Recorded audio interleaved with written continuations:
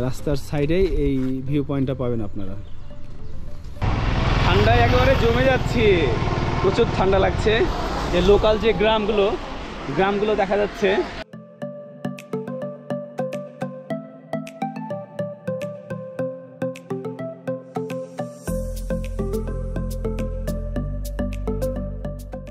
Hello viewers, good morning. সকলকে স্বাগত জানাচ্ছি কাশ্মীর থেকে। কাশ্মীরের ডাল লেকের পাশে আমি এখন বর্তমানে আছি, কিন্তু আজকে আপনাদেরকে এখন নিয়ে যাব গুলমার্গে যাওয়ার জন্য আমাদের সাথে থাকুন। গুলমার্গে ঘুরবো, আশেপাশে কি কি পাওয়া যায় সব কিছু আপনাদের আজকে দেখাবো। আমরা গুলমার্গে যাচ্ছি। এই যে আমাদের পেছনে দেখছেন একটি রয়্যাল এনফিল্ড বুলেট। এই বাইকটা আমরা রেন্ট করেছি। এই বাইকে করে আমরা যাব, কোনো প্রকার ট্যাক্সি নিচ্ছি না, কারণ বাইকে করে যেতে আলাদা রকমের একটা অ্যাডভেঞ্চার হবে। বাইকের সাউন্ড দেখছেন, যে বাইকের সাউন্ডটা কত সুন্দর। তাহলে চলুন, তাহলে যাওয়া যাক গুলমার্গে।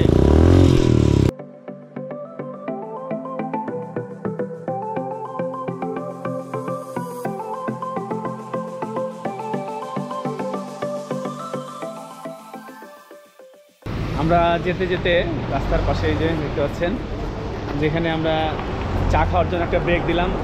একটা পাতলা একটা শার্ট পরে আছি, খুব ঠান্ডা লাগছে। একটা এক্সট্রা গেঞ্জি আছে, সেটা আমরা পরে পরবো।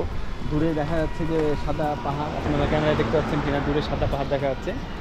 ডাল লেক থেকে গুলমার্গের দূরত্ব প্রায় 60 কিলোমিটার মতো, এবং যেতে যেতে রাস্তায় অসাধারণ ভিউ পাবেন এবং খুব ভালো লাগবে। যে আপনাদের কাছে যদি ড্রাইভিং লাইসেন্স থাকে তাহলে আপনারা বাইক নিয়ে বেরিয়ে যেতে পারেন, আর যদি আপনাদের বাইক চালাতে না চান সেক্ষেত্রে আপনারা কার রেন্ট করে 3 জন 4 জন 5 জন গ্রুপ করে চলে যেতে পারবেন। এইখানে এসে অনেকটা থাইল্যান্ডের ফিল পাচ্ছি, কারণ এখানকার রাস্তাঘাটগুলো অত্যন্ত পরিষ্কার, থাইল্যান্ডের মতো পরিষ্কার পরিচ্ছন্ন, যার কারণে অনেক সময় আমাদের মনে হচ্ছে যে আমরা থাইল্যান্ডে এখন পর্যন্ত আছি।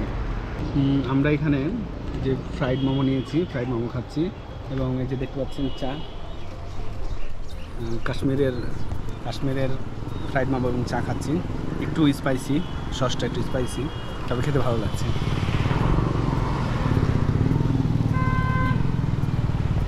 আমাদের খাওয়া শেষ, এখন আমরা আবার রওনা দিচ্ছি।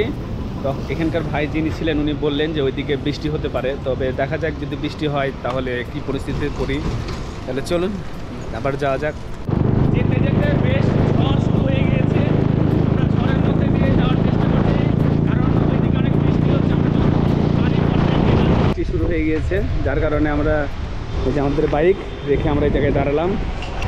ঠান্ডায় একেবারে জমে যাচ্ছি, প্রচুর ঠান্ডা লাগছে, কিন্তু করার কিছু নেই। আমরা জ্যাকেট নিয়ে এসেছি, কিন্তু সেই জ্যাকেটটা হোটেলে রেখে এসেছি। এসে যে কি ভুলটা করেছি, এই ভুলটা কিন্তু আপনারা করবেন না।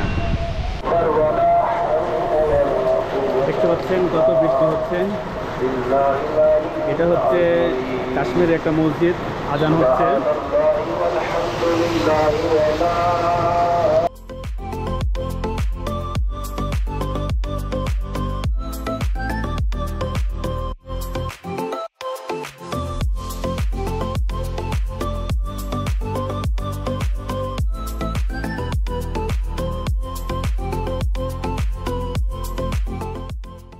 আমরা একটা জায়গায় ব্রেক দিয়েছি, জায়গাটা খুব সুন্দর। দেখুন আমার পিছনে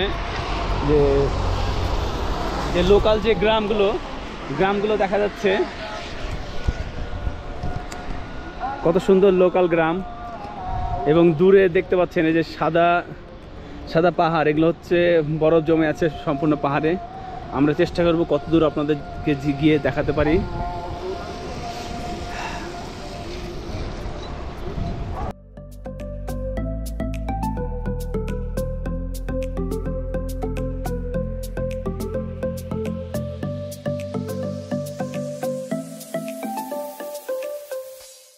গুলমার্গে যাওয়ার পথে এরকম একটা ভিউ পয়েন্ট পেয়ে যাবেন। আমরা এখন উপরে যাব এবং আপনাদেরকে দেখাবো ভিউ পয়েন্ট থেকে কেমন ছবি আসে।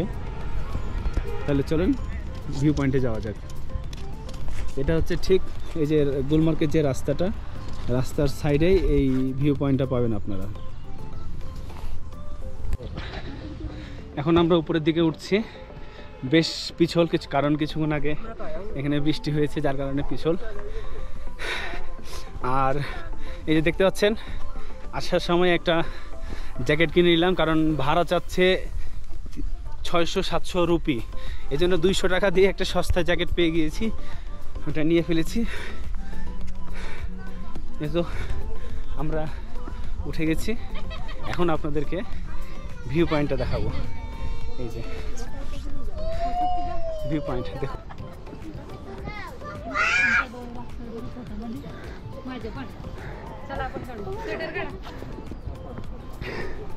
হাঁপিয়ে গেছি, দেখতে পাচ্ছেন কত সুন্দর ভিউ। আসলে ক্যামেরাতে বোঝা যাচ্ছে না, কিন্তু চোখে দেখলে বুঝতে যাচ্ছে যে কতটা সুন্দর।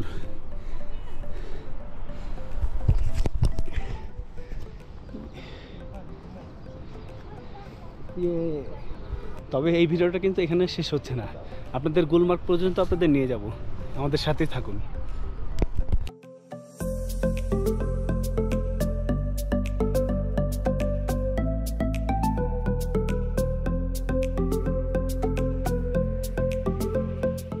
Welcome to Gulmarg.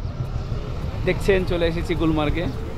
এখন আমরা সামনে যাব এবং আপনাদেরকে দেখাবো কী কী দেখাতে চাই, কিন্তু তার আগে আমাদের খুব ক্ষুধা পেয়েছে, আমরা এখন কিছু খাবো। এই যে আমাদের বাইকটা এখানে রাখলাম, রেখে আমরা এই আশপাশে যে হোটেলগুলো আছে এখানে কিছু খাবো। আমরা এই রেস্টুরেন্টে ম্যাগি ট্রাই করছি, যে দেখতে পাচ্ছেন ম্যাগি। আমাদের এই রেস্টুরেন্টের ম্যাগিটা অনেক ভালো লেগেছে, যার কারণে আমরা 2টা ম্যাগি খেয়ে ফেলেছি। সেকেন্ড টাইম চলছে এটা, এবং আমাদের স্যামসাং ভাইয়েরও খুব ভালো লেগেছে। আর এই রেস্টুরেন্টের নাম দেখতে পাচ্ছেন মালিক রেস্টুরেন্ট।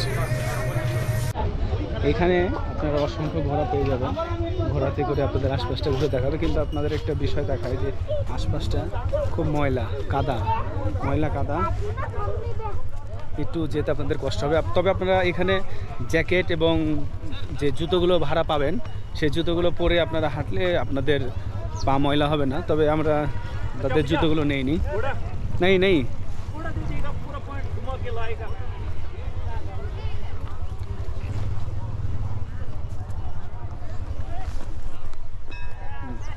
দেখতে পাচ্ছেন অনেক ময়লা, কিন্তু ময়লা যতই হোক না কেন, সামনের ভিউটা দেখলেই আপনাদের মনটা জুড়িয়ে যাবে। দেখুন কত সুন্দর ভিউ দেখতে পাচ্ছেন, যে এই দিক দিয়ে চারিদিক দিয়ে বরফের পাহাড়ে ঢাকা, এবং এদিকে পাইনের গাছ। আসলে কাশ্মীরের সৌন্দর্য আসলে একটি অন্য রকমের একটা সৌন্দর্য। কাশ্মীরে আসলে মন একদম আপনার জুড়িয়ে যাবে। আপনি যদি ঘোড়া নেন, তাহলে ঘোড়াতে করে আপনাকে এই আশপাশে অনেক ভিউ পয়েন্ট আছে, যেগুলো আপনাদেরকে ঘুরিয়ে দেখাবে। তবে ঘোড়া নেওয়ার জন্য আপনাদেরকে বার্গেটিং করতে হবে, কারণ ঘোড়ার রেট অনেক বেশি চেয়ে থাকে তারা।